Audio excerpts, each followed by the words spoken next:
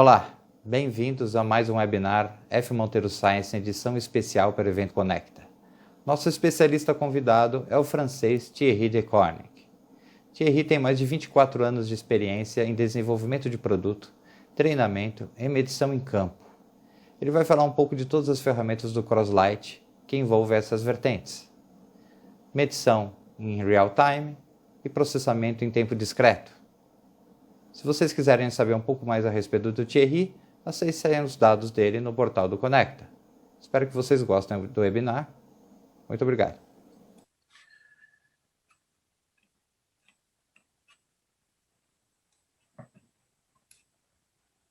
Voilà, le temps de m'installer. Bonjour à tout le monde.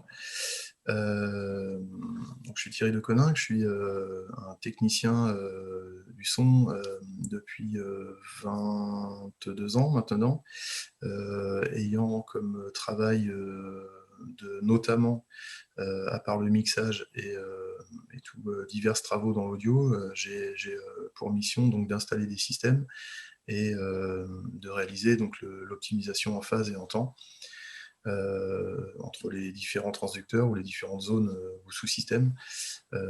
Voilà, donc j'utilise, comme je pense la plupart des gens, Systune ou Smart depuis plusieurs années, et j'étais agréablement surpris il y a un an, puisque c'était le début du confinement, mars 2020, j'ai donc découvert une application logicielle qui se nomme donc Crosslight Plus, qui est développée par Francisco Monteiro, un collègue brésilien.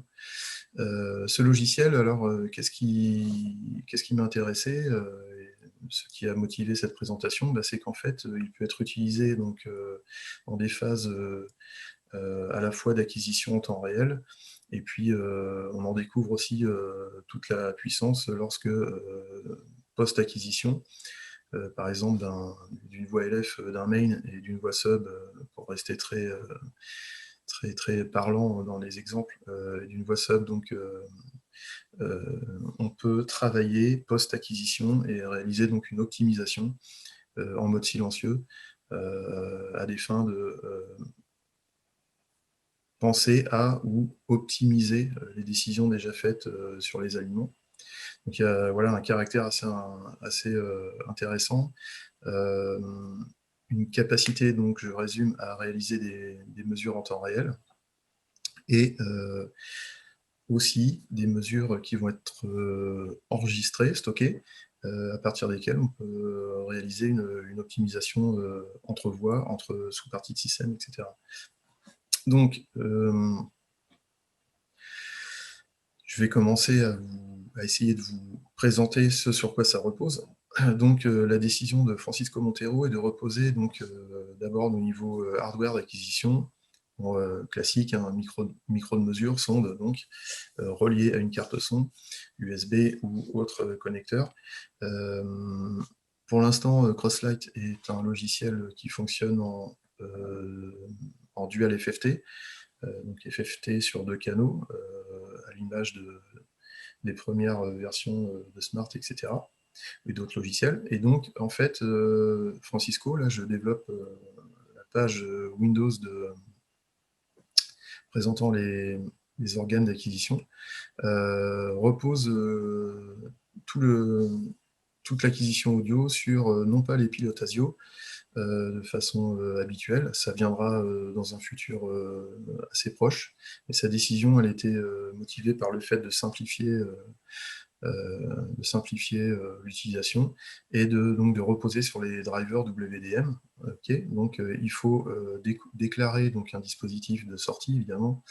Alors les propriétés, on va aller les peaufiner. Là, je suis sur la sortie et j'ai cliqué sur propriétés des périphériques supplémentaires. Va s'ouvrir donc la pop-up d'optimisation. On va dans statistiques avancées et on va définir ce qu'on peut, comme réglage, ce qu'on peut tirer de notre hardware de manière qualitative maximum. Donc 2 canaux, 24 bits, 48 kHz, ok. Et il faut absolument que la case autorisée et les applications à prendre le contrôle exclusif de ce périphérique soient cochées, et la deuxième non cochée. On va faire exactement la même chose pour les entrées. Donc on s'en va vers l'input, hein, d'accord, propriété du périphérique, propriété du périphérique supplémentaire, va s'ouvrir exactement la même petite fenêtre d'optimisation. On va toujours dans statistiques avancées et on va aussi donc être cohérent, hein, deux canaux d'entrée, résolution 24 bits et fréquence d'échantillonnage 48 kHz. Exactement la même attention à porter sur la première case cochée et la deuxième non. Et là, on est prêt, hein, du point de vue de Crosslight. En fait, le dialogue auprès du hardware, c'est pas plus compliqué que ça. Donc, on peut passer à une étape suivante qui est de remarquer que, comme tout software, il y a un menu. On voit que c'est un menu qui est assez restreint dans son nombre d'entrées, et dans chaque entrée, il n'y a pas beaucoup de choix offerts. Alors, c'est pas que, là je suis parti dans l'aide, c'est pas du tout que Francisco n'a pensé à pas grand-chose, c'est que justement, il a rendu son logiciel utilisable assez directement, du moment que le dialogue avec le hardware est bien paramétré. À ce moment-là, sa volonté à lui, c'est que l'utilisateur-utilisatrice soit déjà quasi prêt à réaliser sa première mesure. C'est une volonté d'avoir simplifié la mise en œuvre, okay, à contrario de certains autres logiciels où on se rend compte qu'il faut aller dans 3 ou 4 sous-menus ou pages de réglage avant d'avoir un comportement optimum minimal pour la mesure. Là, en fait, il a complètement simplifié les choses sans rogner sur la qualité, évidemment. La seule chose à laquelle on va faire face, donc je rentre dans le menu interface, je vais veiller à ce que la fréquence d'échantillonnage soit... Allez, c'est pas le cas, donc je vais cliquer sur 48. Ok, pourquoi? Parce que il faut absolument que le hardware et le software soient calés sur la même fréquence d'échantillonnage, ainsi que sur la même plage de dynamique. Donc là, je suis en 48 kHz et 24 bits, à la fois sur le hardware que je vous ai présenté, dont je vous ai présenté les paramètres tout à l'heure dans le monde Windows, WDM, Windows Driver Media, et là, je viens de faire la espèce de correspondance entre le hardware et le software. Donc, voilà, je vais continuer un petit peu.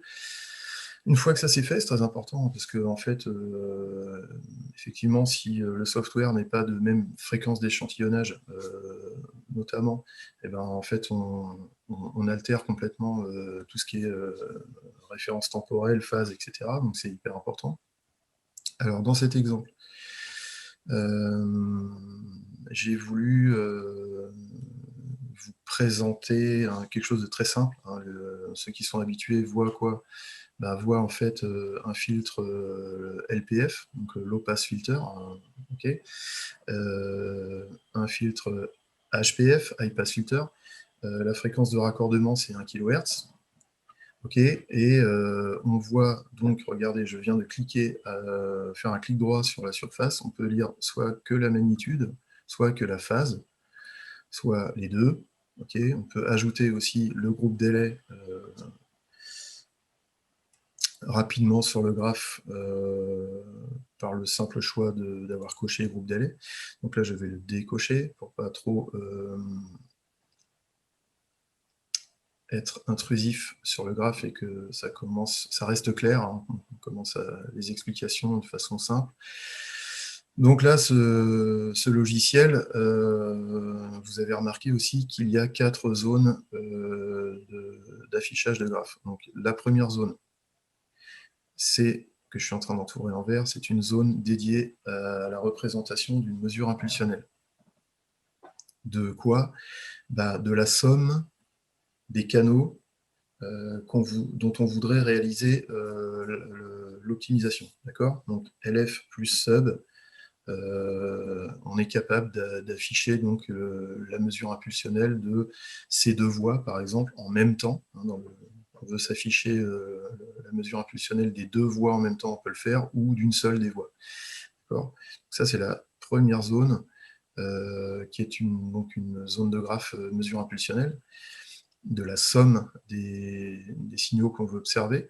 On trouve exactement le même esprit de voir donc une somme de signaux, mais là, à ce moment-là, non pas dans le domaine temporel, mais le domaine fréquentiel, avec la représentation en phase et magnitude en fréquence.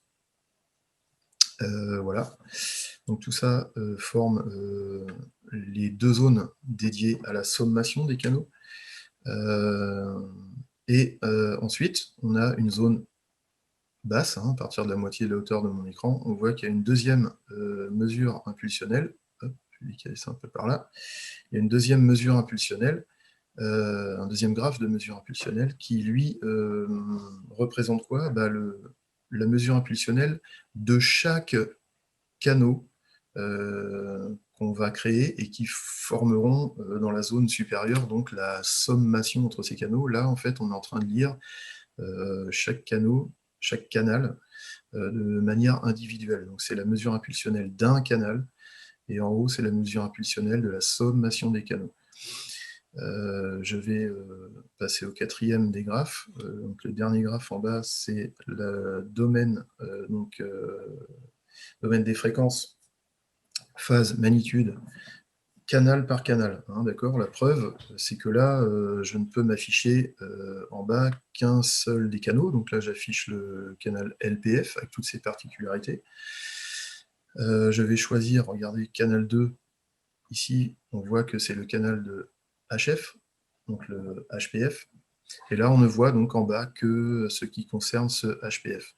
D'accord. Donc je vais alterner LPF, HPF.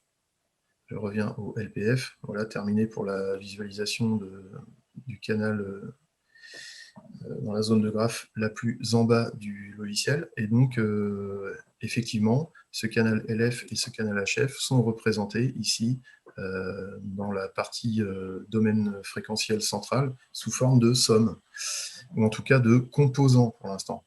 D'accord. Là, je suis capable d'afficher autant de composants ou de canaux que j'ai créés dans cette zone ici. Et alors là, je vais vous montrer la somme, d'accord. Est-ce qu'on peut se montrer une somme? Oui. On peut se montrer les composants qui forment la somme, et on peut se montrer la somme et les composants. D'accord. J'étais en train de manipuler la zone qui était ici, d'accord, que je viens d'entourer en vert. Donc je refais ce que j'ai fait pour ne pas aller trop vite et que ensuite vous compreniez bien les manipulations. Donc là, je vois la somme des deux canaux. Je vois les composants, LPF, HPF, et je vois la somme et les composants, LPF, HPF. D'accord. Voilà, donc ça, c'est hyper important de comprendre un petit peu le paysage Crosslight. Donc je vais décaler ça vers la gauche pour libérer la partie de droite, parce que ensuite, ici, il y a toute une zone dédiée à l'affichage des curseurs. Des curseurs, ce sont des barres verticales dans Crosslight. Donc là, je décale un curseur rouge, un curseur bleu, d'accord. Voilà. Donc on est capable de focaliser, parce que si on fait un clic droit, zoom at cursors, je suis capable de focaliser mon observation sur une zone fréquentielle.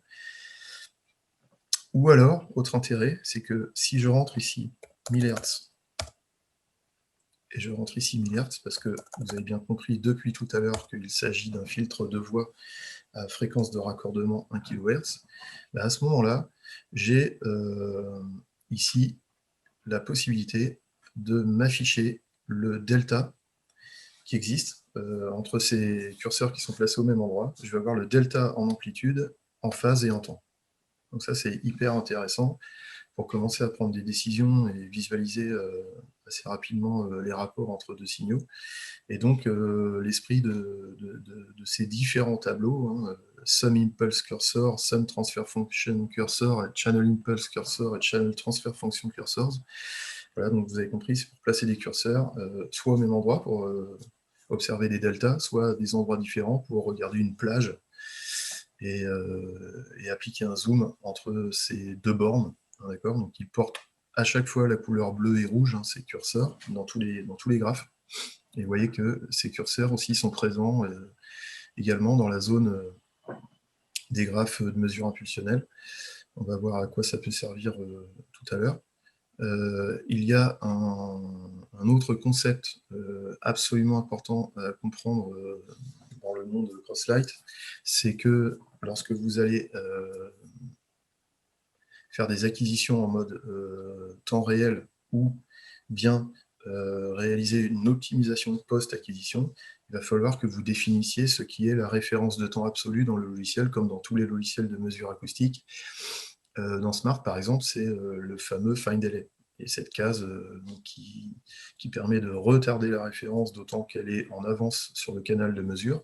Alors vous voyez, il n'y a nulle part, pour l'instant, parce que je ne vous ai pas montré le module dédié à la mesure, mais pour l'instant, en tout cas dans le logiciel, on ne voit pas d'endroit où on pourrait définir quelque chose de compensation entre une référence et un temps d'acquisition, ou un temps de trajet sur le canal d'acquisition.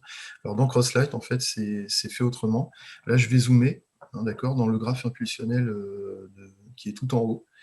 Alors pour zoomer avec Crosslight, c'est le scroll de la roulette, la molette de la souris, et on place le pointeur où ça nous intéresse de zoomer, et on applique notre fameux zoom, d'accord? En plus du zoom, je vais cliquer sur la touche Shift, d'accord?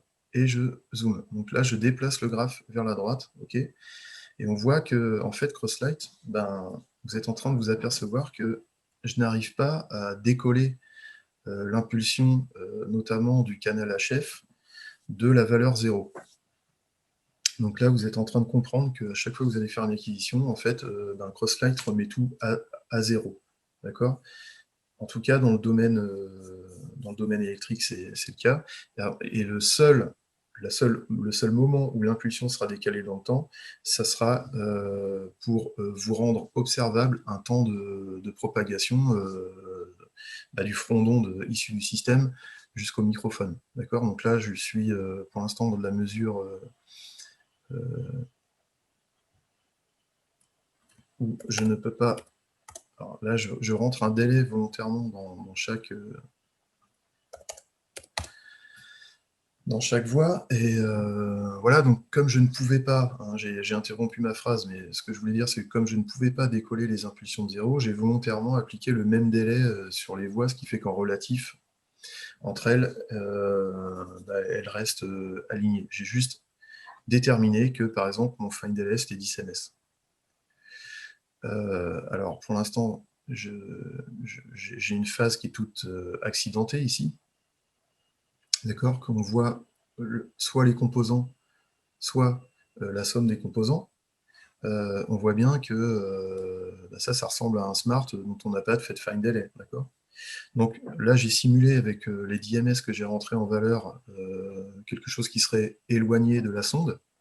Et donc, il va falloir que je réaligne mon logiciel, hein, afin de voir la phase vraie du système. Donc sur Crosslight, en fait, on a un troisième curseur noir, qu'on déplace. C'est en fait notre find delay graphique.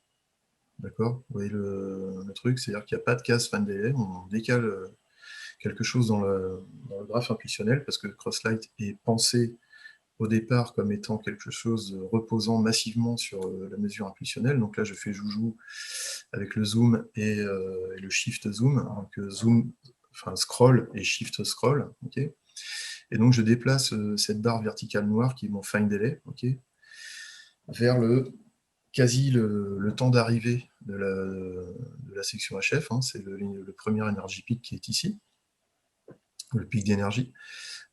Et si je fais CTRL scroll dans ce graphe, je vais pouvoir arriver à faire passer ma phase ici à 0 de nouveau. Et donc, c'est ce que nous présenterait Smart, dont le find delay aurait trouvé comme temps de propagation 10 ms. Voilà. D'accord? Vous voyez comment ça se passe. Il n'y a pas de bouton find delay. Pourquoi? on verra que c'est assez intelligent finalement, c'est que l'energy peak, c'est bien, mais lorsqu'il n'y a pas d'énergie suffisante pour déceler un pic d'énergie de manière assez discriminante par rapport au bruit, en fait, Smart, vous avez tous essayé de faire un find delay sur un sub, c'est juste impossible. Donc là, on va voir que du coup, Crosslight a un petit avantage avec ce find delay manuel parce qu'on va réussir à placer notre zéro absolu, donc l'équivalent du find delay, à peu près où on veut, du moment qu'on arrive à déceler une première inflexion dans la mesure impulsionnelle, dans le graphe de mesure impulsionnelle. Okay, donc, qu'est-ce qui est fondamental de comprendre? C'est que du coup, nous, on avait l'habitude d'utiliser un logiciel, donc Smart ou Systune, qui se réfère au pic d'énergie. Donc là, je vais faire semblant de faire comme si on était en présence de ces logiciels. Donc là, je fais ça, vous voyez, et j'ai aligné l'energy peak du HF avec l'energy peak du LF. D'accord? Donc là, si je dézoome, on voit bien qu'il y a une inflexion, un maximum d'intensité ou d'amplitude pour l'impulsion LF, et puis là, il n'y a rien, et il y a la première inflexion, et il y a l'energy peak, ou les pics d'énergie dédiés à la voie HF. Donc là, j'ai aligné les pics d'énergie, ok.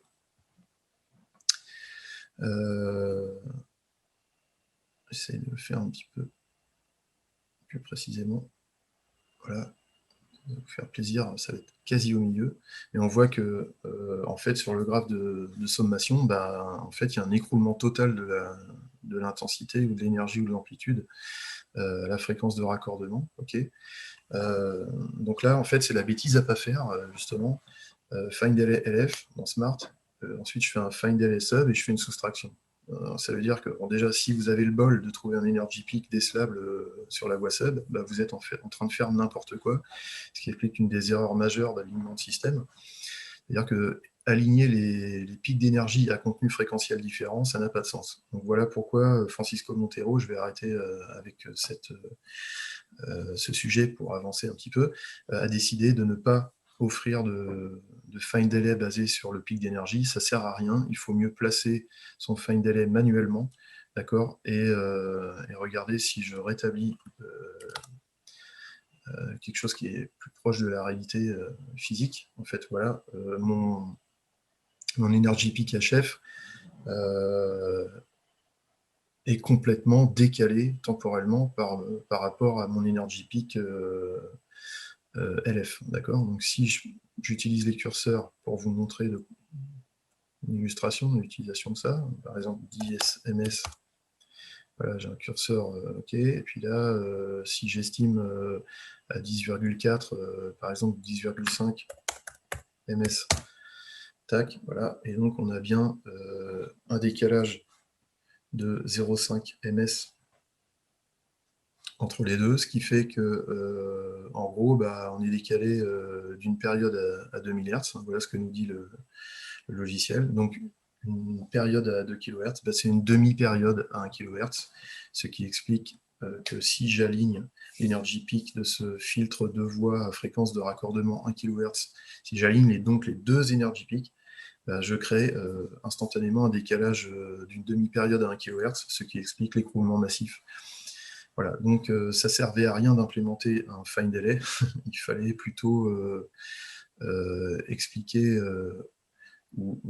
moi ça me paraissait plutôt intelligent de vous expliquer quel était le choix déterministe fait par Francisco Montero pour éviter justement ce genre d'erreur. Donc je répète, dans le premier graphe impulsionnel, là la barre que je suis en train de bouger de façon voilà, à vous faire repérer de quoi je parle, c'est votre fameux find delay, c'est un find delay graphique, voilà, c'est tout, d'accord.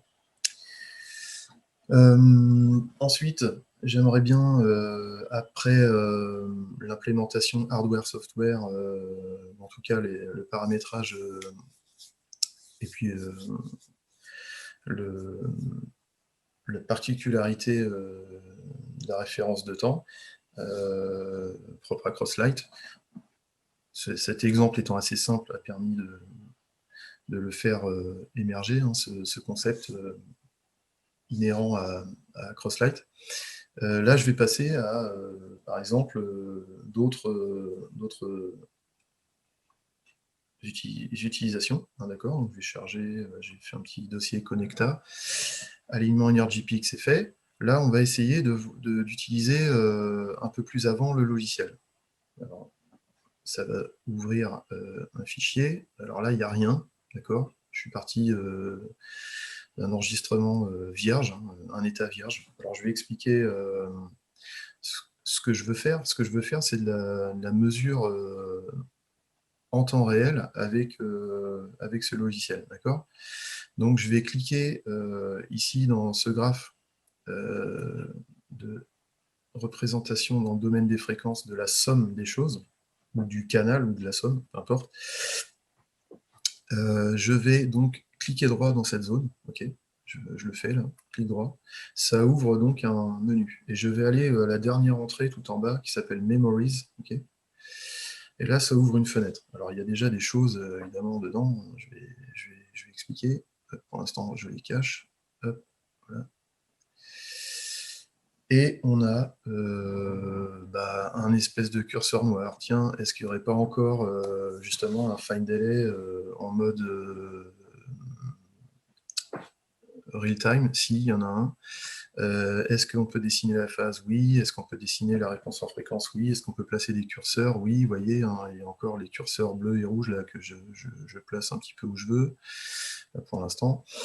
Voilà, donc il n'y a pas de... Dans cette fenêtre Memories, en fait, c'est l'équivalent du chutier Smart. Il n'y a pas de bouton pour déclencher la mesure, mais en tout cas, c'est votre chutier équivalent à Smart. Hein, vous voyez, donc on peut avoir beaucoup d'enregistrements de mesures dans ce chutier. Ok, là, donc là, je suis bien. Et regardez ici, je vais déclencher peut-être... ça serait intéressant que je vous le montre. Je déclenche ici. Je vais appuyer sur le bouton là, qui est ici, la Acquisition. Je vais cliquer sur Start. Okay, et ça ne va pas démarrer la mesure. Hein. Ça va juste me permettre d'ouvrir la fenêtre dédiée à l'acquisition. Comme ça, je vais vous montrer comment ça a été pensé. Je la développe entièrement. Alors, sur cette fenêtre, on voit un graphe, une zone de graphe, hein, d'accord. Je vais essayer d'arranger un peu mes fenêtres. Hop. Hop, voilà. Donc il y a un graphe, ok. Et central, hein, d'accord. Et il y a des boutons à gauche et il y a des choses à droite. Donc, à droite, ça fait partie de tout ce qui est manipulation, enfin choix et manipulation du signal d'excitation. À gauche, c'est plutôt dédié à l'acquisition elle-même. Sur combien de temps je vais moyenner mon acquisition. Un vumètre pour voir si on n'est pas en train de sous- ou surmoduler. On peut donc avoir une mesure en transfert fonction, une mesure impulsionnelle, une mesure sous forme d'oscilloscope, des deux canaux, ou une mesure sous forme RTA, analyse l'équivalent de Spectrum sous Smart ou RTA dans l'autre logiciel. Voilà, donc pour l'instant, je vais me placer en Impulse, on va voir pourquoi, ça va être intéressant. Et puis, il y a deux endroits où je peux déclencher une acquisition. Alors, deux boutons de commande, d'accord. Donc, il va y avoir le bouton Start Preview, et à ce moment-là, on comprend qu'il n'y a pas d'acquisition réalisée, c'est simplement une prévisualisation de forme d'onde, etc. Il n'y a pas vraiment de stockage. Si je veux réaliser une mesure à destination de stocker une courbe, il faut que j'appuie sur le bouton Start Acquisition. Okay, et quand je vais appuyer sur le bouton Start Acquisition, la mesure que j'ai réalisée va se retrouver dans la fenêtre principale que je vous ai montrée tout à l'heure. Si je fais seulement prévisualisation, pardon, je pousse un petit peu cette fenêtre et je clique sur le bouton. Vous voyez, j'ai une prévisualisation de ce... Bon, c'est une acquisition en temps réel, hein, avec la notion, le vocabulaire spécifique Crosslight. si on est en preview, on n'est pas en train de faire l'acquisition à destination de post-optimisation. On est vraiment dans le temps réel le plus ressemblant au module de Smart. Donc là, je pollue moi-même la mesure avec ma voix, puisque mon micro de mesure n'est pas loin. Et pour ne pas ennuyer mes voisins, je module volontairement pas fort. Pardon pour les conditions de la mesure, mais à un moment, je vais arrêter de parler lorsque je ferai une acquisition. Alors là, qu'est-ce qu'on voit? On voit la fenêtre d'affichage en temps réel sous forme temporelle, mesure impulsionnelle en haut et fréquentielle, phase fréquence en bas. Et là, on a aussi une représentation possible dans cette fenêtre, en mode, là, pour l'instant, impulsionnel. Donc, je réduis sa taille pour qu'elle soit moins intrusive. Comme ça, je vais pouvoir les déplacer un petit peu facilement. Et alors là, je vais faire quelque chose d'assez sympa. C'est-à-dire que on peut faire une représentation, on peut avoir une représentation de cette impulsion sur une seconde. Une seconde, d'accord? L'équivalent de 340 mètres si on parle de la célérité. Et si on parle de la représentation en fréquence, je suis capable de représenter la fréquence basse 1 Hz. Bon, vous voyez, ça ne m'intéresse pas tellement d'avoir une résolution jusqu'à 1 Hz. Donc, en fait, il y a un truc qui est malin dans Crosslight, c'est qu'on peut réduire, vous voyez, hop, je suis en train d'appliquer, de restreindre en fait la taille de ma fenêtre. Alors, si je possède un petit peu les fondamentaux en audio, ce que je vous conseille à toutes et à tous, c'est d'écrire 20 ms, parce que 20 ms,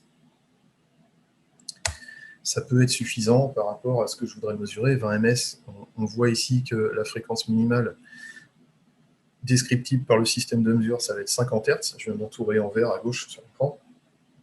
50 Hz, c'est largement suffisant vu que je suis en train d'exciter ma sonde avec deux petites enceintes multimédia d'environ 4 pouces maximum. Donc, je me restreins volontairement parce que ça correspond au système que je veux mesurer. Okay. Et donc, voilà, c'est assez rapide. Hein. Je rentre ici la valeur de longueur de durée d'examen maximum en millisecondes, 20 ms. Et donc, ça me donne fatalement une fréquence minimale à représenter. Et en fait, voilà, il y a un bouton toggle, un interrupteur. Là, je n'ai pas de fenêtrage. Donc, regardez, c'est hyper pollué là, sur ma fenêtre d'affichage en temps réel. Hein, je suis incapable de discriminer ce qui se passe dans les fréquences.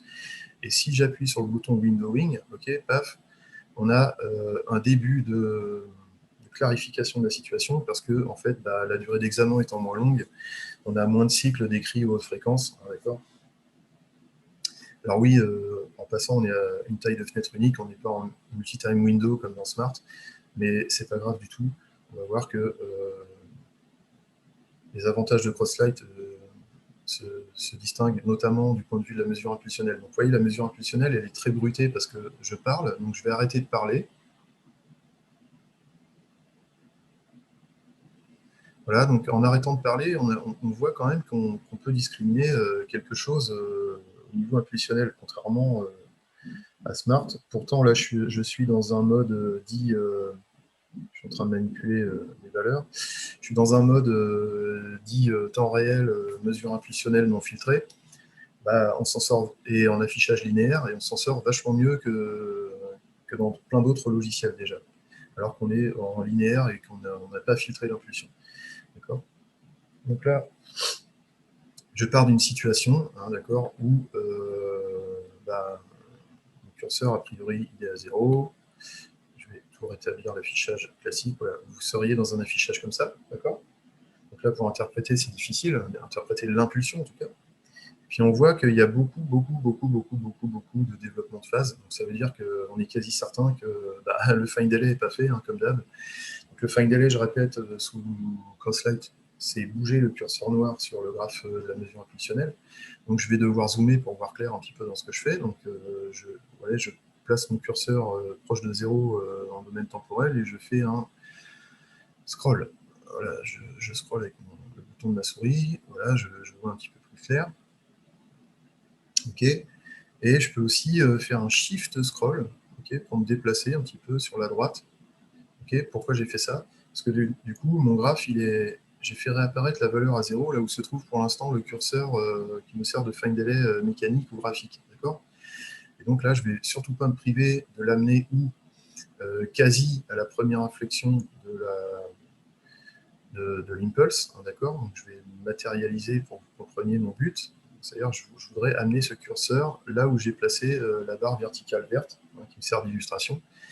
Donc je vais graber, je vais prendre avec ma souris, clic gauche, en fait, le curseur noir, et je vais l'amener quasi à cette position. D'accord ?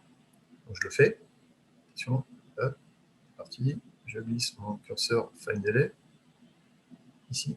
Voilà. Et là, on voit que, vous voyez, ça a nettoyé quand même je suis en train de parler, je pollue un petit peu la mesure, désolé. Mais en tout cas, on voit que sur la plupart du graphe, dans le domaine fréquentiel, phase magnitude, on a quand même sacrément nettoyé entre 50 Hz et 1 kg le graphe. D'accord ? Je recommence. Voilà le résultat sans placer find delay. Et là, je place l'équivalent du find delay. Et là, on voit que c'est largement plus propre. J'arrête de parler de temps en temps pour ne pas trop polluer la mesure.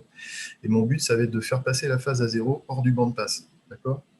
Donc, regardez, je vais me taire, et c'est quasi le cas. Hein, si on regarde dans cette zone que je vais matérialiser, une zone d'observation que je vais entourer en vert. Voilà. Regardez, si j'arrête de parler, j'ai quasi la phase à 0. Je vais augmenter un petit peu encore mon... Voilà. Je vais déplacer mon curseur de find delay mécanique, on va dire. Et voilà.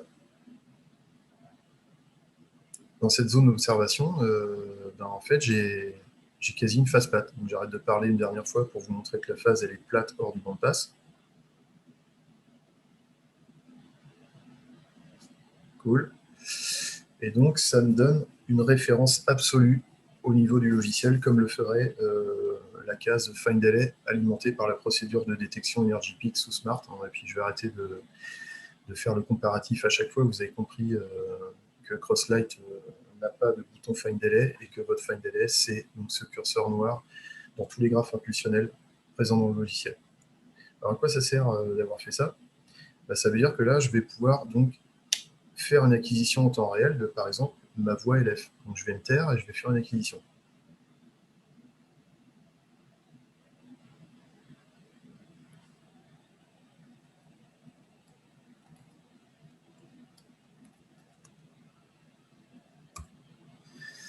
Là, je l'ai appelé ref. OK. Je vais représenter de ce ref la magnitude et la phase. Pourquoi ? Parce que ça va m'intéresser d'avoir une superposition.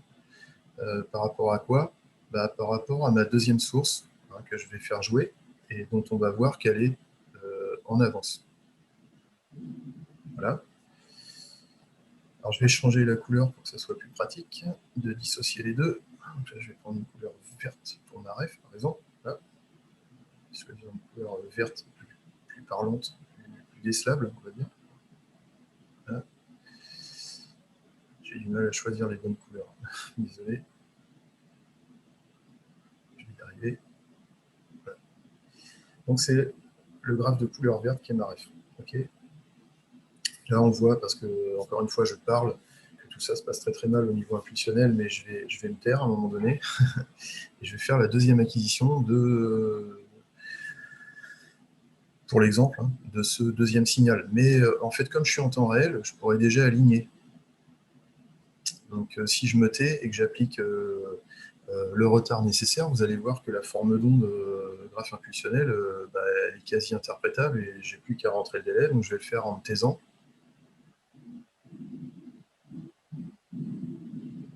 On voit que ça se déplace un peu vers la droite.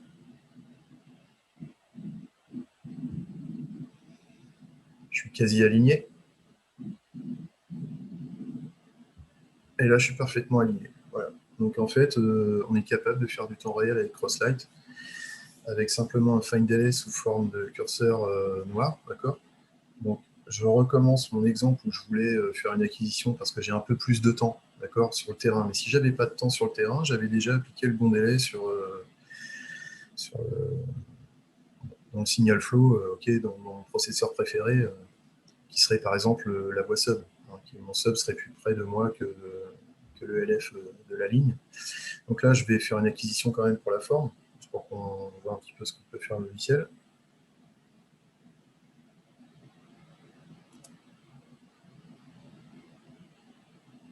Ok, et donc là, on va l'appeler to align, c'est-à-dire la chose à aligner. D'accord. Donc, maintenant, en fait, ce qui est assez cool, c'est que j'ai... je regarde si j'affiche pas trop de choses. Voilà, c'est cool. Donc, ce que je vais faire, c'est que je vais mettre ça en blanc pour pas que ça interfère. Voilà. C'est pour les besoins, pour pas trop perdre de temps sur les manips, d'accord. Donc, on voit qu'on a un graphe rouge à aligner et un graphe vert qui est la référence, d'accord. Donc, qu'est-ce que je peux faire maintenant? Ben, soit j'arrête la mesure, soit je le fais en temps réel, d'accord. Ou alors, je peux aussi regarder avec mon curseur, vous voyez, il y a des zones informatives, des espèces de cartouches gris, là, où on voit la distance et du temps. Donc là, j'ai un début d'impulsion à 2,8, et là, j'ai un curseur qui est à 6,8. Donc on n'est pas loin d'avoir trouvé une autre façon de trouver le délai appliqué, hein, d'accord. Bah, c'est assez simple, il suffit de regarder le delta entre les courbes. Donc, si je me place ici, là, tac, comme référence, on va dire curseur crosslight, hein, d'accord, on est bien à 2,835, et là, mon curseur noir, bah, il est à 6,885. Donc, si on fait une soustraction de tête, en gros, ça fait 4 et des brouettes de NS, d'accord. Une autre façon de pouvoir se débrouiller assez rapidement dans Crosslight avec la mesure impulsionnelle. Il y a une autre façon de faire. Non, je vais couper la mesure pour le moment. Voilà, tac. Il y a une autre façon de faire, c'est en fait de regarder, donc comparer. Hein, alors on est en train de glisser du temps réel vers le semi-temps réel, voire quasi plus temps réel. C'est comme ça que je vais progresser dans cette présentation pour aborder les deux aspects, les deux possibilités offertes par Crosslight. Donc là, je vais afficher magnitude et phase. Ok. Ok. Je n'affiche plus le current. Ok, c'est la mesure live, la mesure current. Et donc là, on voit qu'on est quasi incapable de déceler quoi que ce soit. Je décale le curseur pour qu'on voit clair. D'accord. Donc là-dedans, si je devais le faire à la phase, je vais vous montrer comment on va le faire. Mais je ne vais pas rester comme ça. Donc ça sera la troisième façon, mais là, non pas en temps réel. Alors, je zoome, scroll, ok. Là, je fais Shift, scroll pour déplacer un peu le graphe dans la zone de représentation qui m'intéresse. Là. Et on voit donc que la courbe verte, elle a un coefficient directeur particulier, et que la courbe rouge, elle a un autre coefficient directeur particulier qui nous indique, pardon.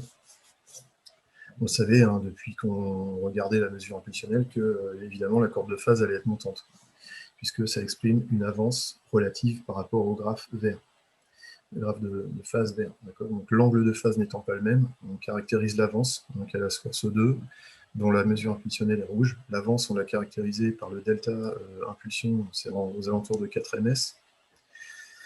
On va voir si on ne peut pas le calculer. Alors, on pourrait le calculer, mais ça, c'est très, très, très chiant à faire sur le terrain quand on est pressé, parce qu'il faudrait regarder tous les développements depuis le début et regarder combien de degrés on a parcouru. Donc, c'est pas forcément très agréable à faire. Donc, il y a un petit truc qui est sympa sous Crosslight, c'est contrôle, double-clic, et là, on passe en affichage unwrap. D'accord. Un autre moyen de le faire, c'est le clic droit sur la zone et on fait phase mode wrapped, ok, phase enroulée comme sur Smart en fait, ou sous Systune, phase mode unwrap, ok. Et donc, je ne sais pas, oui, si c'est bon. Ça va arriver. Voilà. Unwrap, pardon. C'est moi qui suis pas très opérant sur mes actions. Et donc là, en fait, on voit quoi? On voit ici en vert la référence, ok, et puis on voit de nouveau sur la face déroulée que l'angle, le coefficient directeur de la courbe rouge est montant. Donc ça représente encore une fois une avance, d'accord? Alors où est-ce que ça serait intéressant de regarder, par exemple? Donc on va revenir en affichage phase enroulée, d'accord? Si je fais ça, pardon, c'est moi qui fais des bêtises. Voilà, donc phase enroulée classique. Alors, moi j'aime bien repérer le premier endroit où une courbe passe par un plus ou moins 180. Donc par exemple, là je le vois à 404 Hz environ. Et on va à 404 Hz. Je passe un curseur, ok. Je passe le curseur à 404 Hz aussi. Hop, et là je vois un delta de 228. Sauf que là, 228 degrés, c'est ici. Mais je n'ai aucune conscience dans ce delta ici sur ce graphe de plus combien depuis 20 Hz. Okay, donc en fait, c'est le décalage local de la phase, mais ce n'est pas la valeur absolue angulaire. Donc en fait, je vais faire CTRL double-clic. Et là, ça va être plus cool à observer parce que en fait, on va avoir quelque chose de 400. 5 Hz, voilà, on a 229 degrés, 3. Alors, on va essayer d'utiliser ça. 229 degrés. Ok. Alors, c'est un premier renseignement par les curseurs. Sinon, on peut aussi s'en faire donner un autre par le pointeur de souris. D'accord? Donc, si je décale mes deux curseurs, hop, et que je vais à 400 voilà, 5 Hz, j'ai une valeur phase. J'essaie de faire une intersection. Je suis à moins 856, et sur la courbe rouge, à la même fréquence, je suis à moins 313. Donc 856 moins 313, ok. 856 moins 313 égale 543 degrés, ok. Et là, je vais essayer de faire un ratio par rapport à un cycle. Donc je fais diviser par 360, ok. Et ça fait un cycle, virgule 5, ok, cool, at 406 Hz. Donc il faut que je multiplie ça par 1 divisé par 406, la période à 406 Hz, le tout multiplié par 1000 pour me faire exprimer ça en millisecondes, et j'arrive à 3,71. Donc là, c'est une autre façon, quand on a plus de temps, par exemple, moi je suis en train de vous montrer Crosslight un peu en profondeur, hein. Je m'éloigne un peu des gestes du terrain en temps réel, mais c'est parce que je glisse vers l'autre partie, hein, je l'ai dit, du logiciel, qui est l'exploitation post-acquisition. Donc post-acquisition, là, je peux remarquer un delta à un certain f, ok. Donc je vais appliquer la valeur que j'ai trouvée, là, de délai, 3,57. Voilà, j'essaie d'être au plus près, ok. Et donc je vais recommencer ma mesure, ok. Hop. Voilà, et là je vois que je m'en sors un petit peu mieux, mais c'est pas suffisant. D'accord? Donc j'ai certainement fait une erreur d'estimation, bah, c'est pas grave, hein, je continue à observer. Donc si je fais ça et que j'aimerais bien qu'on m'affiche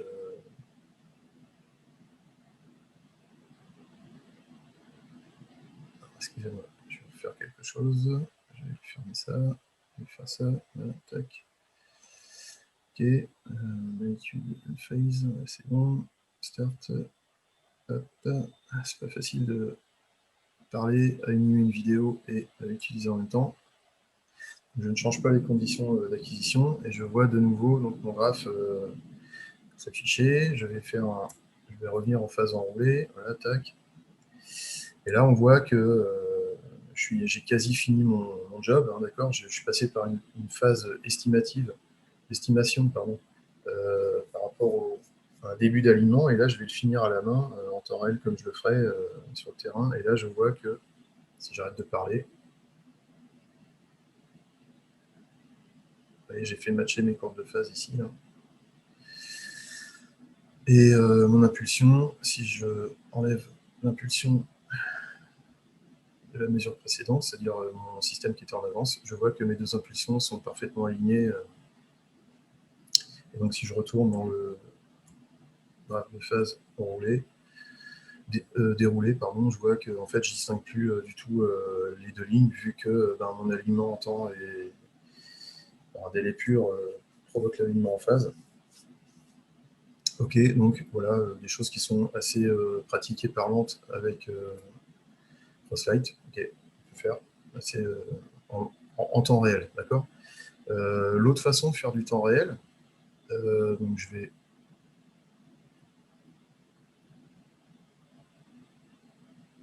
vais utiliser le transfert fonction. Voilà, on peut faire du temps réel comme ça dans cette fenêtre. D'accord. Alors, sauf que là, vous avez vu l'avantage de la fenêtre memory, bah là, c'est qu'il n'y a pas de chutier. Donc, on fait du temps réel, mais voilà, canal par canal. Donc, c'est pas forcément très intéressant si on veut faire de la comparaison, mais au niveau observation, on est capable de faire exactement la même chose. Donc, on passe par une étape qui est de faire la mesure impulsionnelle, ok, et de placer, et encore un curseur noir, on a toujours des curseurs fine delay, okay, hop, on essaye de placer notre curseur au début d'inflexion de la courbe, okay, on retourne sur transfert fonction, et là, vous voyez, j'ai fait encore passer ma phase par 0, je vais arrêter de parler. On voit bien que au-dessus d'1 kg, mon graphe, il est quasi parallèle à l'axe des X, donc en fait, j'ai bien refait passer ma phase par 0. On voit que la cohérence est pas optimum, hein. Je suis en train de parler, et puis les conditions de la mesure sont complètement pas du tout optimisées. Donc voilà, je vous ai présenté une autre façon d'obtenir le même graphe que... alors, vous voyez, j'ai rien stocké hein, pour l'instant. Si je fais Memories et que je réouvre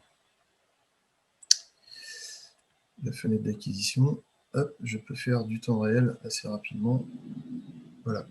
Et là, on voit bien, encore une fois, que si je dézoome et que je déplace un petit peu mon graphe, on voit bien que ma phase, ici, elle est plate, hein, d'accord. Si je prends une autre couleur pour matérialiser, ici, c'est quasi horizontal, ok. Donc, je suis totalement in time, in phase, in polarity entre les deux signaux. Voilà, donc le module, enfin la fenêtre memory va vous permettre de faire de l'acquisition quasi en temps réel comme on aurait un chutier sur Smart, ok. Voilà, c'est pas plus. Je répète l'opération de dernière fois. Voilà, j'ai un signal qui est complètement désaligné. Ok, j'ai pris ma ref au préalable. Le signal qui est. Bon, la couleur est verte. La couleur bleue, c'est le signal de la voie de système que je suis en train de faire jouer. Ok. Donc, sous Smart, j'ai fait barre espace et ça m'a stocké par exemple la courbe verte. Et là, si je reviens dans Crosslight, ben, en fait, c'est assez simple. Vu qu'il arrive à me dessiner une impulsion assez facile, dont je peux déceler facilement le premier point d'inflexion. Je calcule encore une fois devant vous, en gros 2,8 ms, ok. Et ici, en gros, 6,8, 6,9, bon, en gros, ça fait 4 ms et quelques. J'applique ce temps en temps réel dans mon processeur, comme si je le ferais sur le terrain, pardon. Et là, j'ai alors quasi ou complètement. Justement, je déplace mon graphe d'impulsion vers la gauche, je le rezoome, on déplace un petit peu vers la droite. Vous voyez, je suis pas ici, je suis pas à l'energy peak, ce qu'aurait choisi Smart comme décision. En fait, c'est le début d'inflexion. de l'impulsion. Il faut toujours suivre l'impulsion en fait, en mesure acoustique. On n'en a pas l'habitude parce que Smart fait une mesure impulsionnelle sur l'energy peak en sous-jacent et on s'est habitué à ça, mais en fait, c'est pas du tout comme ça que ça se passe en vrai dans le monde physique.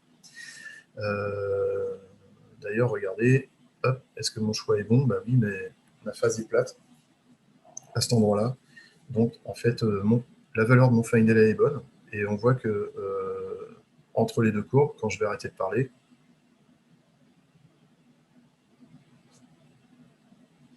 bah, il y a quasi un alignement parfait et on le voit aussi sur le mode impulsionnel, d'accord. Si je dézoome, si je dézoome et que je me redéplace, je fais ça pour aller plus vite. Là, l'alignement il est complètement bien sur l'ensemble du graphe impulsionnel. Donc voilà, j'ai envie de clore le côté le plus temps réel qu'on puisse faire avec Crosslight, avec une façon de le faire qui mène au même résultat qu'on le ferait avec d'autres logiciels. Donc ça, c'est ma façon d'utiliser Crosslight en mode temps réel. Ok, je vais arrêter pour l'instant. Voilà, je vais rétablir les réglages quasi post-install de Crosslight. Et donc, je vais ouvrir un nouveau projet. Et là, on va passer dans ce qui est pour moi le côté intéressant de Crosslight, c'est-à-dire qu'on peut en fait faire des acquisitions assez rapidement, une acquisition, une deuxième acquisition, être en mode silencieux, observer, travailler, et ensuite implémenter dans le pros le travail nécessaire à des fins d'alignement. Et c'est un côté assez rapide et non intrusif qui peut être apprécié. Donc là, par exemple, je charge un projet dont j'ai déjà préparé la présentation pour être assez parlant. Donc en fait, j'ai voulu faire quoi? J'ai voulu faire... Oups, j'ai laissé des... Voilà. J'ai voulu vous présenter le concept d'alignement offert par Crosslight, les possibilités, d'un ensemble Enfire de deux sources. Hein, ce sont deux SB15. Hein, voilà. Donc il y a un SB15 front, et l'acoustique, pour citer la marque, SB15 front et un SB15 rear, derrière, qui est finalement la référence en temps dans un ensemble Enfire lorsqu'on l'optimise côté public. Ou côté face parlante des haut-parleurs, d'accord. Donc les deux haut-parleurs, les deux faces parlantes sont vers moi, ou en tout cas vers la sonde, et la sonde, donc, elle accueille des signaux issus d'un sub et d'un autre, les subs étant disposés sous forme Enfire l'un derrière l'autre. Et donc, je vais procéder là à l'alignement post-acquisition. Hein. C'est-à-dire qu'en fait, j'ai réalisé deux mesures. Hein, j'ai donc deux canaux, canal 1 et 2, qui correspondent aux deux subs. Hein, je vous les fais défiler là. Et alors, il y a un petit truc qui est sympa sous Crosslight, c'est qu'on peut créer un autre canal. Okay. Il est muté pour l'instant, hein, il ne contribue pas du tout à la zone dédiée à la sommation, parce que j'ai pas envie, hein, je vous explique pourquoi. Ça m'a servi à modéliser un petit peu la réponse et les choix de filtres implémentés par le service R&D de chez Acoustics. Donc, si vous avez une situation qui est assez difficile à interpréter, si on regarde là, les graphes de phase présents dans cette zone, c'est assez difficile. Bon, les spécialistes auront repéré sur le graphe comment faire, mais même les spécialistes vont peut-être être intéressés par ce que je vais dire. C'est-à-dire que, en fait, là, est-ce que c'est vraiment la phase vraie du système ou est-ce que c'est la phase vraie du système plus le temps de trajet? Et c'est là où je veux en venir.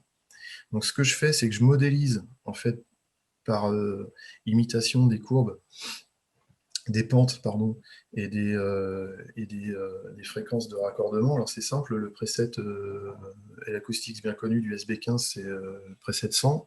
Donc, est-ce que à 100 Hz, est-ce qu'à 100 Hz, j'ai un affaiblissement de 6 dB? D'accord? Donc c'est par exemple ce qu'on pourrait observer. Est-ce que j'ai une typologie plutôt Butterworth ou plutôt Lindquist Riley sur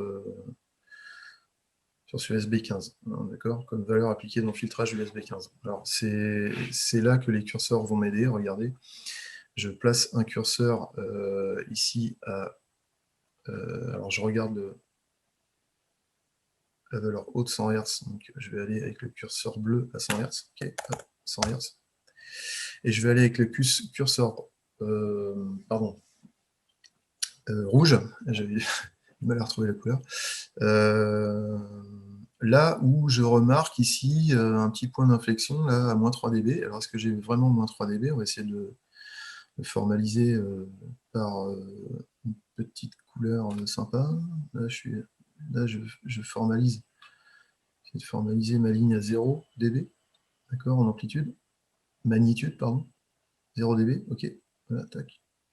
Je viens de rajouter une ligne qui est pour moi le 0 dB. Et ici, on a, du coup, alors, on va essayer de prendre plus de précision là-dedans. Donc 1, 2, 3, voilà, tac. Là, j'ai moins 3 dB, d'accord? Où est-ce que je suis à moins 3 dB? Là, je suis à moins 3 dB, ici, 50 Hz, ok?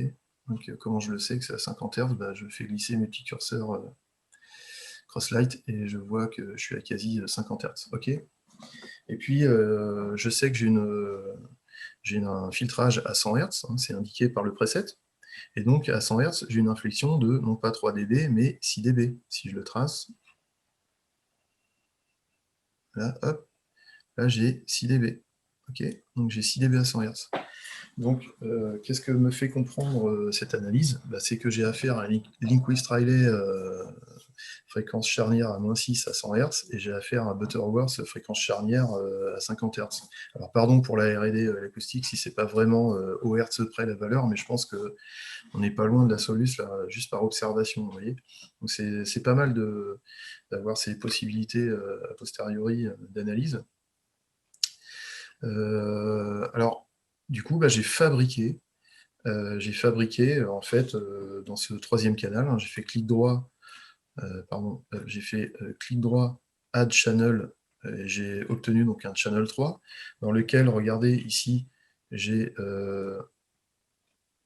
rentré l'ensemble des valeurs dédiées à la cellule de filtre, 50 Hz, 100 Hz, et puis après j'ai cherché, donc la typologie je l'ai respectée, LR24 à -6 et Butterworth à -3, puis après j'ai cherché en fait à avoir exactement la même pente, ok, donc on voit bien que ce sont les mêmes, entre ce graphe-là et ce graphe-là, il n'y a pas de souci, on voit bien que c'est pas trop mal, et d'ailleurs si on fait ça, hop, pardon, hop, électrique, et que j'ouvre mon filtre électrique et que je le baisse, car il faut qu'il soit à 0. Donc, je vais tenter ça. Tac, tac, tac, et que j'adapte. Désolé, j'avais pas prévu de faire ça, mais j'ai envie de le faire quand même, pour vous montrer un petit peu ma démarche. Hop, voilà, tac. J'adapte par rapport à la mesure acoustique les amplitudes, en fait, c'est ça que je suis en train de faire. Et là, hop, qu'est-ce qu'on voit? Bah, on voit que on a quasi raison, d'accord? Donc, je me suis pas trop planté sur mon observation dans la réponse acoustique, d'accord? On a une allure, en fait, Butterworth 42 à 50 Hz et LR24 à 100 Hz, d'accord? Donc, je vais retourner en mesure acoustique. Donc, vous voyez, Crosslight vous permet de modéliser quelque chose, donc c'est dans le domaine électrique, et à ce moment-là, il faut se faire offrir l'affichage domaine électrique, et puis ben, si vous avez réalisé des acquisitions dans le domaine acoustique, et ben, en fait, il faut s'en faire demander l'affichage. Alors c'est le carré ici, transfert fonction électrique, qui est actif, et quand il est en bleu, bah, je suis dans transfert fonction post-acquisition.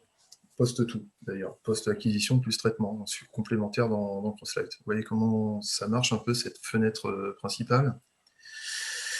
Et donc, je suis pas mal hein, sur mes valeurs, ok. Donc je sais que, pourquoi j'ai fait ça? Pourquoi j'ai fait ça? Ben, c'est assez simple, c'est que si je m'affiche mon canal 3, qui est un canal de simulation d'observation, bah, je me suis mis à l'aise avec un graphe de phase qui est exploitable au final, d'accord? C'est-à-dire que c'est complètement propre et ça correspond à l'impact qu'ont les deux cellules HPF-LPF, hein, donc de tout le band pass du sub, mais représenté sous forme d'amplitude et de phase. Donc je vais m'en servir comme guide, ok, dans la zone que j'ai entourée en rouge en haut. Vous voyez où j'ai fait un petit détour, mais il y a une stratégie là-dedans. Donc, quelle est la stratégie? C'est-à-dire que je vais borner, là, je vais déplacer mon find delay, d'accord? Parce qu'on voit bien qu'il est à 0, encore une fois. Et donc, quand un find delay n'est pas fait dans Smart, bon, je ne parle pas pour les voies sub, mais pour toutes les autres voies des systèmes, on sait très bien que la phase dessinée, elle comporte beaucoup, beaucoup de développement et c'est limite ininterprétable. Donc, mon but, c'était de vous présenter qu'on peut modéliser quelque chose pour en sortir le caractère allure de phase, ok, et du coup essayer de conforter ces décisions de placement de curseur. Donc là, je vais pouvoir zoomer, déplacer. Voilà. C'est assez bruité, hein, donc c'est quand même pas facile à placer. Donc on voit qu'ils sont complètement pas alignés, hein, ces impulses, parce que j'ai pas encore optimisé avec vous là. Post-acquisition, le temps de propag du sub. Mais pour l'instant, je cherche à avoir une référence. Okay, le sub de derrière, c'est ma référence temporelle. Donc la courbe de phase bleue, là, si je n'affiche que celui-là, d'ailleurs, ça sera peut-être moins clair, plus clair, pardon, moins fouillis. Je vais voilà, enlever mes petits pointeurs de fréquence de charnière. Et donc là, en fait, mon but, ça va être de me faire passer une courbe quasi plate, là, hors du banc de passe, d'accord, dans la limite du banc de passe, dans la limite haute du banc de passe. Donc voilà, c'est ce que je suis en train de faire, là, vous voyez, la courbe de phase bleue, elle commence à évoluer, voilà, et là, je vais m'arrêter. Et si je vous présente son petit copain simulé, on est quasi certain que ceci est bien la signature ressemblant à cela, instant T0. Donc là, en fait, je me suis mis dans un nombre de développement de phase quasi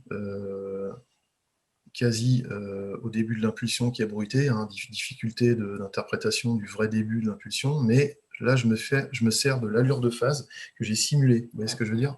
Donc ça m'aide à placer ce curseur. Donc voilà, ça c'est un des trucs chouettes offerts par Crosslight. À partir de là, je peux caractériser l'autre en superposition, c'est-à-dire le sub qui est en avance, celui qu'on va reculer pour le mettre en phase avec le sub référence. Donc là, je m'en affiche les caractéristiques. Phase temps, temps sur la mesure impulsionnelle, phase sur le graphe et réponse. Donc là, déjà, on voit que au niveau des amplitudes, c'est pas bon. La sonométrie, il y a quelque chose à faire. Okay, donc je vais le faire. Donc la sonométrie, je vais donc adapter le niveau entre les deux subs. Hop, voilà. On peut faire ça aussi dans Crosslight. Voilà, donc là, j'adapte les niveaux. J'ai aussi, après avoir adapté les niveaux, envie de faire disparaître un petit peu cette prédominance en réponse en fréquence, et puis ces petits manques hein, sur le sub qui est référence derrière celui qui est le plus près de moi. J'ai une altération, je voudrais avoir exactement la même réponse. Pourquoi? Parce que on sait que dans ces ensembles particuliers de subdirectifs, il faut veiller aussi à avoir des amplitudes quasi similaires à des fins d'addition ou de soustraction max. D'accord? Donc regardez, Crosslight, c'est là où il est très intéressant, c'est qu'il y a une zone de filtre. Ok, filter là, je rentre dedans et je vais les réactiver. Je les avais désactivés pour faire ça devant vous. Voilà, donc là j'ai optimisé autant que faire se peut la réponse. Donc si je les rebypass, on voit qu'il y a un manque ici, qu'il y a une prédominance là. D'accord? Donc ces corrections changent la phase, hein. Évidemment aussi, tout le monde le sait, ceux qui ont déjà observé tout ça. Bypass filter, donc là je réactive, c'est un toggle, c'est un bouton on-off d'activation des filtres. Je reviens sur ma source, donc elle est alignée en amplitude, elle est préégalisée pour matcher un maximum par rapport au sub qui est en avance, et donc il reste notre problématique de sub en avance, hein, c'est le graphe impulsionnel rouge. Juste pour rappel, donc je vais sur ce canal rouge, vous voyez la couleur rouge, graphe rouge, et là, en fait, il faut que je l'aligne, d'accord? Évidemment, j'avais préparé l'alignement pour pas trop perdre de temps, et donc je décoche la case du bypass, et donc j'active le délai, pouf. Vous voyez? Et donc là, j'ai réaligné mes amplitudes en appliquant un délai. Hein. Voilà, je vais le varier à la main devant vous, vous voyez. Si je rentre, je sais pas, 5 ms, là, j'ai décalé ma courbe de 5 ms. On voit que ça ne va pas du tout au niveau du delta phi, là. Okay, courbe de phase. Je vais afficher que la phase, par exemple. Hop. Courbe de phase rouge, elle a carrément trop de retard par rapport à la courbe de phase bleue. Okay. Donc, en fait, c'est pas du tout la bonne valeur, hein, on est bien d'accord. Donc, je vais descendre tranquillement. Je le fais en tâtonnement, mais sinon, en fait, on pourrait scroller avec la souris et puis descendre la valeur de délai jusqu'à temps que ça matche. Hop là, j'ai été un peu vite, désolé. C'est le temps de rafraîchissement du...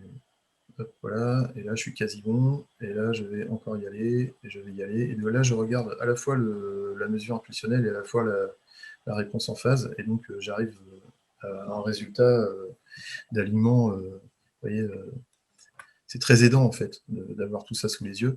Donc là je vais demander de nouveau l'affichage magnitude plus phase. Pourquoi? Parce que maintenant, regardez ici, en haut, tout à droite, dans cette zone-là où je bouge mon curseur, je vais demander la somme plus les composants. Et on est bien d'accord que le but du jeu de cet alignement, c'était d'avoir 6 dB de plus,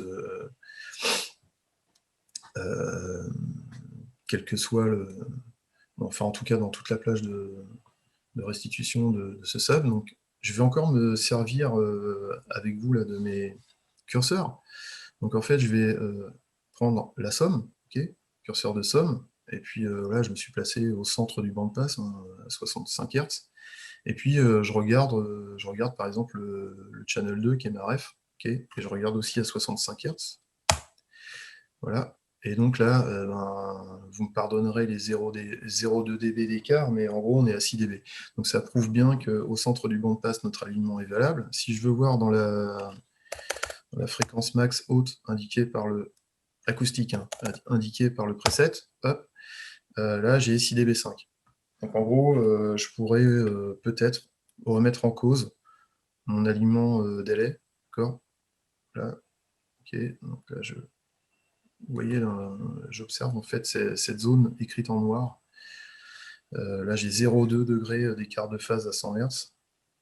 Ok, là j'ai 0,6, donc c'est moins bien. Ok, 0,2. Et là, je peux revérifier en fonction de ce que je viens de changer, ce qui s'est passé au centre du bandpass pour voir si mon aliment est cool. Donc 3 degrés, si je réaugmente un petit peu, 3,3. Si je descends un petit peu, c'est de nouveau 3 degrés. Si je descends, j'ai 2,8. Alors tout dépend, voilà, où est-ce que je voudrais être un maximum en phase. Si c'est au centre du bandpass, il faut plutôt que je fasse un délai aux alentours de 2,3, 2,4 ms.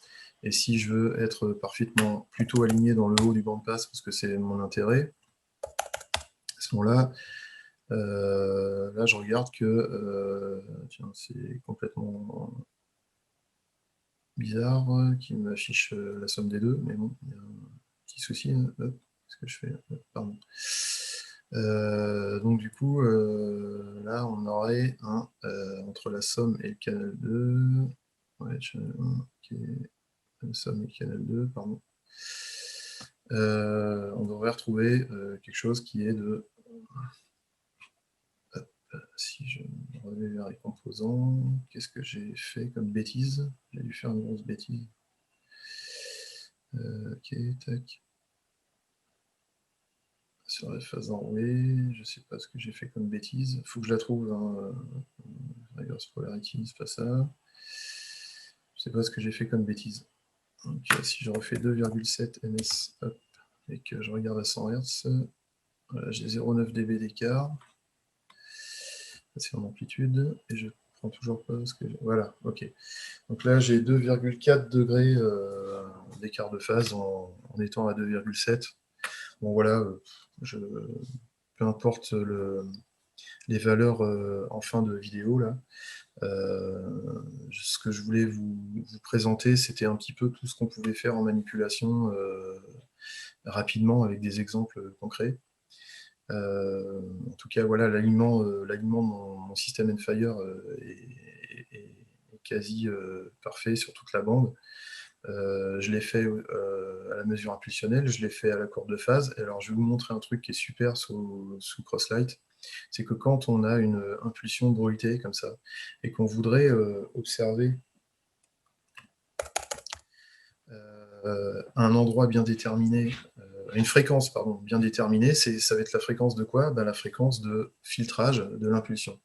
D'accord? Donc, comme ce qui sera proposé dans Smart 8.5, un Crosslight propose de la mesure impulsionnelle filtrée avec un filtre un peu spécifique, c'est un peak Q, un truc très serré.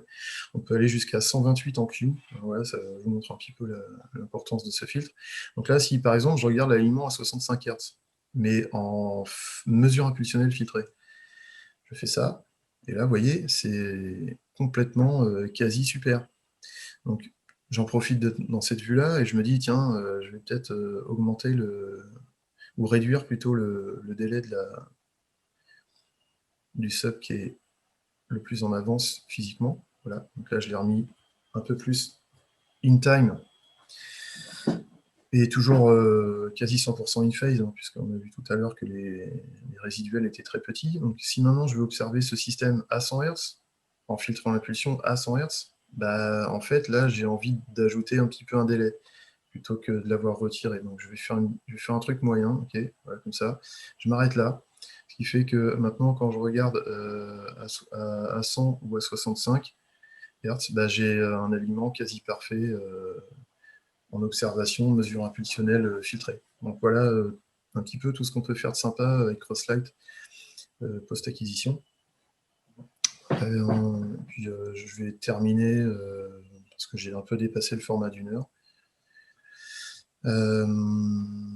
Je vais terminer avec un autre exemple de système dont on part de la réponse naturelle, hein, parce que c'est ça aussi le concept du Crosslight, c'est-à-dire j'ai fait juste 2 mesures, ça a duré 2 minutes, dans des conditions optimum, hein, dans l'axe ou hors axe, enfin peu importe les conditions dans l'espace de temps qu'on vous donne, par exemple 2 minutes, et il n'y avait même pas de filtrage, parce que ce sont des réponses naturelles, donc évidemment j'ai pas modulé très fort. Et là, je vais reconstruire, je vais déconstruire en reconstruisant, déconstruire l'utilisation de Crosslight en reconstruisant en fait le preset, quoi. Devant vous, on part de la réponse naturelle et on en définit un preset qui pourrait fonctionner. Donc là, on s'aperçoit que notre find delay, il est loin de l'impulsion, donc maintenant vous avez compris, je peux, comme un grand, déjà le mettre un peu plus proche de l'impulsion. On voit que intrinsèquement, il y a un pic d'énergie plus prononcé dans le temps, ou en tout cas plus restreint dans le temps, donc c'est la section HF, donc je vais me caler sur cette section HF. Hop, donc je vais essayer de faire passer la phase quasi droite, mute all, ça je mute tous les canaux, mais je ne réouvre que celui qui m'intéresse. Donc je vais dans le canal 2, qui est le HF, ok. C'est la réponse naturelle avant filtrage du transducteur, je répète, naturelle en amplitude, en EQ, il n'y a rien du tout, il n'y a même pas de crossover, c'est sorti du transducteur, ampli transducteur sonde. Okay, donc channel 2, c'est le HF, je souhaite être le plus... voilà, je vais m'arrêter là, d'accord. Pourquoi? Parce que, en fait, je suis revenu à une phase... Alors, je vais vous montrer si je continue. C'est quoi l'intérêt de continuer? Quasi rien, vu que, en fait, ça redresse pas mon... J'aurais envie de me mettre là pour que la phase passe par 0, mais c'est pas ce qu'il faut faire du tout. En fait, ce qu'il faut faire, c'est... on voit que si on est sur le pic d'énergie, il y a le résiduel qui est là, donc c'est pas bon non plus. C'est juste avant. Okay, les Anglais, ils disent « slightly before ». Juste avant le pic d'énergie, c'est souvent là qu'il y a le meilleur placement. D'accord, donc déjà, j'espère ne pas être trop embêtant avec tout ça, mais tout caler à l'énergie pic, c'est dangereux en fait. Bon, bref, je l'aurais assez répété, je pense. Donc à partir de là, j'ai une phase vraie absolue pour l'ensemble des voies. Okay, donc je vais pouvoir ouvrir la voie LF, ok, et je vais donc appliquer un délai pour pousser cette impulsion vers la droite et qu'on vienne matcher un petit peu le côté temporel. Vous voyez, regardez, hop, ça s'est déplacé parce que j'ai appliqué un délai. Je l'avais préparé en avance, sinon qu'est-ce que je fais? Je vais dans la case et je scrolle à la main, comme d'habitude, dans le logiciel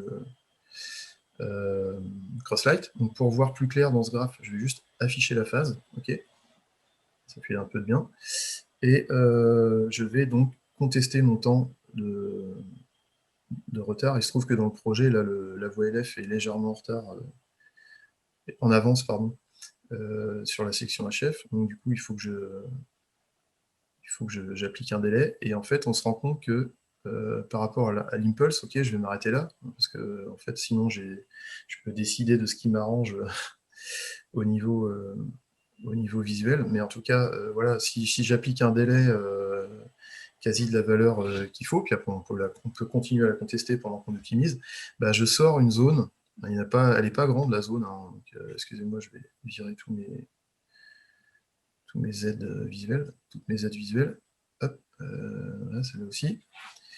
Bah, en fait, on s'aperçoit qu'il y a une zone une fois que j'ai aligné mes impulsions, ça sert à déterminer quoi?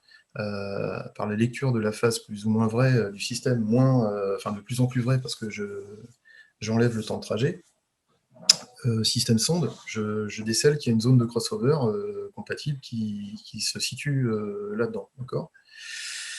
Donc déjà, c'est une première information qui me conforte dans mon placement déjà de mon zéro absolu de logiciel, parce que maintenant, quand je bouge tout ça, bah, c'est complètement proportionnel. Vous voyez, c'est ça qui est chouette, quoi.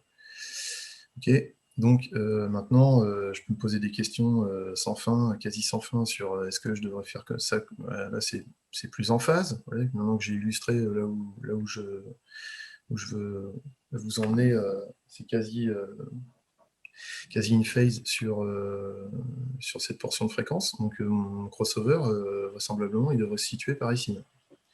D'accord? Ma fréquence de raccordement électrique et donc acoustique plutôt, surtout acoustique, puisque ça c'est une mesure acoustique, devrait se retrouver ici. Donc je continue mon exemple pour pas trop perdre de temps. Je vais laisser la zone affichée. Donc je décide que par exemple, dans la section HF, je vais implémenter un Butterworth 24. Alors après, on va pouvoir se demander pourquoi j'ai fait ça. Je pourrais faire aussi un LR 24, c'est un peu plus classique. Donc, voilà. C'est juste au niveau de la fréquence ici charnière, et j'aurai un -6 au lieu d'un -3. D'accord.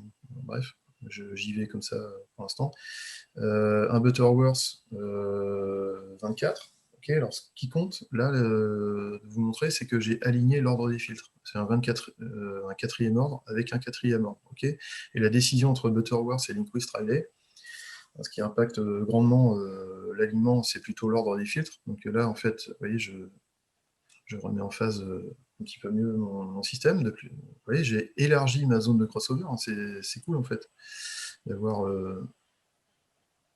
pu implémenter ces filtres-là. Ça me montre une réalité autre qui commence à se dessiner. Je suis en train de... Désolé, hein, c'est pas aussi rapide que ça, l'établissement d'un preset, mais bon, j'ai pas 2 semaines de recherche, j'ai 1 heure de vidéo que j'ai largement dépassé. Et donc, on va aussi pouvoir commencer à s'afficher une somme pour voir si, ça commence à... si nos décisions commencent à être opportunes. Et donc là, on voit que ça somme, mais par contre, ce qu'on voit, c'est que en fait, on a une erreur Si mon crossover il est vers 1380 Hz, on voit que la voix aiguë, la sonométrie, elle n'est pas du tout OK avec tout ça, d'accord?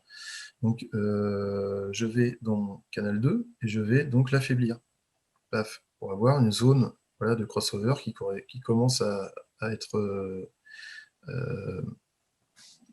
un petit peu plus au centre de cette zone de phase compatible, hein, phase compatible naturelle, plus l'application des filtres, bah, ça reste ma zone optimum de crossover, hein, c'est la gamme de fréquences où tout va se passer, hein, mon alignement. Donc, et puis il y a aussi le fait que après avoir réglé en fait ces histoires d'amplitude, bah, il y a peut-être aussi des pré-corrections, hein, pour linéariser la réponse de chaque transducteur. Donc oui, je vais très vite, hein, mais c'est ce que j'ai fait aussi dans la vraie vie. Donc là, hop, j'ai linéarisé, vous voyez, c'est très plat la réponse en fréquence aiguë. LF, ça va être la même chose. Hop, linéarisation, ce qui fait qu'on retourne. Alors avec l'application des petits filtres, en fait, on peut se dire, tiens, il y a encore une petite optimisation à faire, réoptimisation. En fait, les corrections, pour tout vous dire, je les aurais faites avant. D'accord, là c'est pour vous présenter le logiciel et un petit peu un chemin dans le logiciel, mais évidemment j'avais mis mes petits points d'EQ avant, ensuite j'ai appliqué les cellules de filtre, et on se rend compte que, vous voyez, aligné sur je refais une aparté aligné sur les energy peaks, c'est pas du tout bon, parce que l'energy peak de la voie LF, elle se trouve carrément à 0,300 ou 0,400 ms plus tard que ce qui m'a servi de repère temporel. Bon. Donc là, on a un système équilibré en amplitude, d'accord? On a un système qui est aussi équilibré enfin qui est de phase compatible, ok?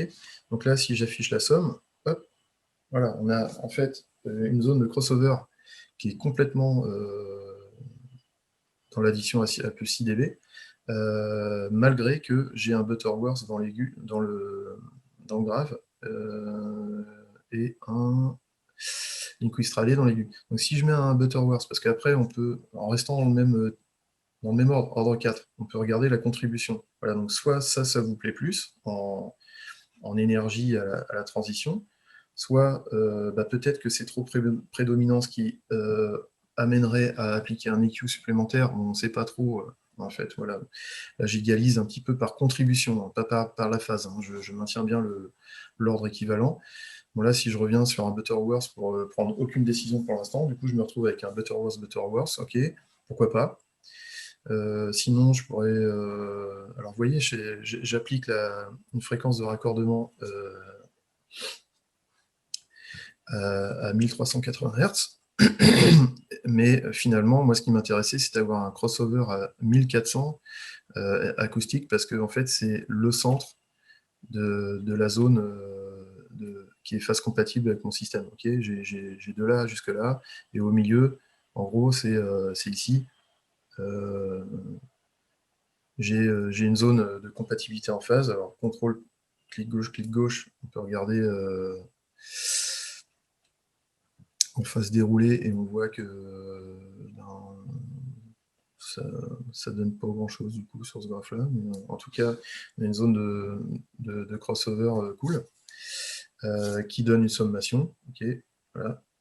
Et donc si je répète tout le process verbalement, en cliquant rapidement sur des cases, bah, en fait j'ai, alors oui pareil, si vous voulez observer à 1300 ici au raccordement 1400 1425, bah, on peut se servir du même type de filtre, hop, PEQ, hop, un gros filtrage, allez, cube 60, et là on va filtrer l'impulsion, vous voyez, ici, là, elle est filtrée l'impulsion, donc je vais la décaler vers la gauche, pour vous montrer qu'à 1425 Hz, bah, mon système il est parfaitement aligné au niveau impulsionnel, il est parfaitement aligné au niveau phase, d'accord, et puis voilà, quoi. Donc c'est assez pratique ce pic EQ là. Ce PIC-Q, pardon, qui est l'équivalent de la mesure impulsionnelle filtrée. Donc ça m'a permis, moi, dans le preset que j'ai construit dans la vraie vie, Je l'avais construit avant à base de plateforme PLM et de Smart. Okay. Puis après, j'ai décidé, tiens, pour faire une démo un jour Crosslight, je vais partir de la réponse naturelle et je vais tout réimplémenter dans Crosslight pas à pas. D'accord. Et si je vous montre le fin du fin, ce qui clôturera la vidéo, c'est que ici, en fait, je vais vous montrer les mesures réel, hein, du monde réel, c'est-à-dire que enfin, le monde réel déjà terminé, c'est-à-dire que je suis parti non pas de la réponse naturelle, mais du preset finalisé. Et donc là, il faut que je décale un petit peu tout ça, que ce soit visible, parce que comme je vous l'ai dit tout à l'heure, Crosslight dessine tout a priori à 0 quand il y a... Alors, pourquoi 0? Parce qu'en fait, j'ai importé, hein, c'est le dernier sujet, j'ai importé un fichier ASCII donc transformé en .txt, donc c'est-à-dire que Crosslight peut importer des fichiers texte, des fichiers GLL Viewer, des fichiers map.txt, des fichiers map 3D, enfin bon, c'est assez puissant en import, des fichiers ARTA aussi. Donc là, j'ai décalé volontairement mes importations qui sont toujours placées à 0 en cas d'importation dans Crosslight, juste pour voir plus clairement mon point de départ. Là. Hop, je zoome, je décale vers la droite, c'est toujours les mêmes gestes, hein, scroll, shift, scroll, etc. Donc là, je re-scroll pour vous montrer un petit peu le... Ah, mon 0, il va être quasi ici, quoi, je pense, parce que la phase, elle va être quasi plate. Hop, voilà. C'est le pic d'énergie, section HF, il est inversé, c'est dû au type de transducteur. Ouais, un petit peu moins, je pense. Tac, on va faire ça. Ok. Donc, si je montre ici Make plus phase, ok, voilà. Et donc là, on voit bien que on retrouve. Alors c'est pour ça que j'ai fait une petite session Crosslight, c'est parce que post-acquisition, je me suis rendu compte que peut-être il y avait un pouillem à faire en mieux ici. Donc si je décale plus ma section LF, donc on voit bien, hein, c'est un Butterworth 4, et ma section HF, bah, c'est un Linkwist Relay 4. C'était ma décision première. Donc si j'applique plus de délai, vous voyez, hop, j'ai mon optimisation après avoir... c'est pas grand-chose, hein, mais ça peut avoir son importance quand même en sommation, si on fait 0... Pardon. Voilà. 10 ms, si je fais un peu plus de délai, bon bah vous voyez, ça change l'endroit où les sommations maximum se passent, etc. Bon, voilà, l'optimisation Crosslight, en fait, en mode non temps réel, c'est comme ça qu'on s'en servirait, en fait. On pourrait soit faire une capture avec l'engin de capture Crosslight, hein, c'est-à-dire cette fenêtre d'acquisition, qui va alimenter donc les canaux sur lesquels je suis en train de bosser. Ou alors, on fait une mesure en temps réel, voilà, quasi temps réel comme Smart avec un chutier, soit on importe des courbes provenant d'autres logiciels d'acquisition, et ouais, là je suis carrément mieux que ma première importation, et donc ça me conforterait que grâce à Crosslight, j'ai décelé que soit ma cellule de filtre, soit mon alignement temporel n'est pas forcément optimum, et j'en ai décelé les petites limites et les petites corrections à faire, et tout ça en silence. Donc après, évidemment, j'implémenterai ça dans le processeur dans la vraie vie, et puis je referai une capture dans le monde physique réel, c'est-à-dire en faisant du bruit, et pour vérifier si mes optimisations Crosslight m'ont amené à un meilleur résultat. Donc jusqu'à présent, c'est le cas, et voilà, je suis très content d'utiliser ce logiciel. J'ai été peut-être un petit peu long, j'ai dépassé l'heure, mais voilà, je voulais vous parler de tout ça sur Crosslight. Voilà, donc acquisition en temps réel, optimisation post-acquisition. Voilà, donc je vais arrêter la vidéo ici. Je vous remercie de m'avoir suivi. Si vous êtes toujours là au bout d'1 heure et demie environ, c'est que le sujet vous a intéressé. Je ferai d'autres vidéos peut-être plus courtes sur des sujets bien particuliers, l'importation, l'optimisation en mode post-acquisition, l'acquisition en temps réel. Voilà, ça c'était une première vidéo qui vous présente l'ensemble des choses qu'on peut faire avec Crosslight. Voilà, donc merci de votre attention et je vous dis à bientôt. Au revoir.